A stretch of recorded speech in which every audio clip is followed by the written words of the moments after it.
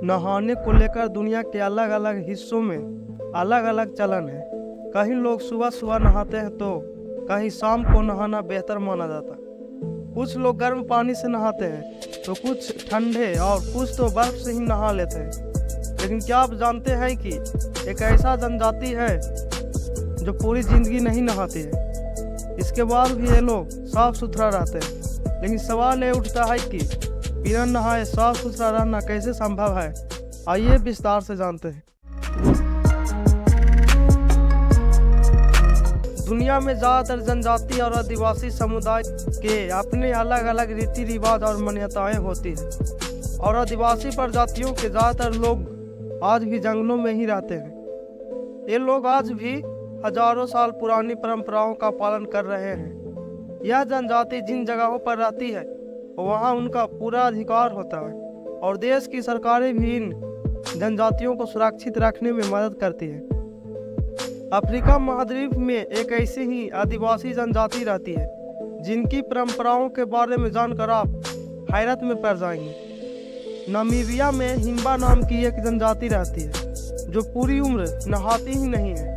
यहाँ जनजाति के लोगों के नहाने पर सख्त पाबंदी लागू है, लेकिन वही इस जनजाति की महिलाएं पूरी जिंदगी में सिर्फ एक बार नहाती है, वो भी अपनी शादी वाले दिन ही नहाती है। और इतना ही नहीं, इन जनजाति के लोग अपने कपड़े धोने के लिए भी पानी का इस्तेमाल नहीं कर सकते हैं। इस जनजाति की कुल आबादी करीब 50,000 है। इस समुदाय के ज़्यादातर लोगों का ज़्यादा से ज़्यादा समय खेतों में गुजरता है। अब सवाल ये उठता है कि अगर हिम्बा जनजाति के लोग नहाते नहीं हैं तो खुद को साफ सुथरा कैसे रखते हैं। दरअसल हिम्बा जनजाति के लोग खुद को रोगाणुओं और कीटाणुओं से मुक्त रखने के लिए धुएं का स्नान करते हैं। महिलाएं खुद को साफ रखने के लिए खास तरीका अपनाती हैं। वे खास जड़ी बूटियों को पानी में उबालती है और भाप से खुद को साफ रखती है। इससे उनके शरीर से बदबू नहीं आती है।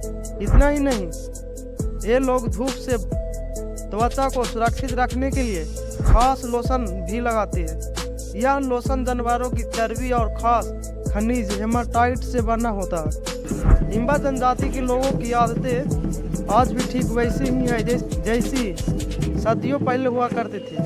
दुनिया की तरक्की का इस जनजाति पर कोई असर नहीं हुआ है। हिम्बा जनजाति में बच्चों के पैदा होने को लेकर भी काफ़ी दिलचस्प परंपरा निभाई जाती है।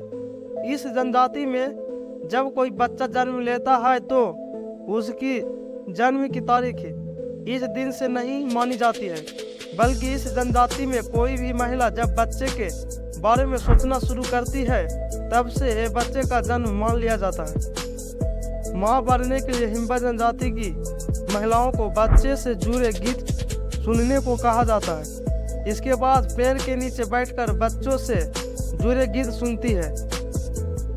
यही नहीं, इन्हें खुद भी बच्चों से जुड़ा एक गीत बनाना होता है। इसके बाद महिला अपने साथी को गीत गाकर सुनाती है और फिर दोनों संबंध बनाते हुए भी इस गीत को गाते हैं।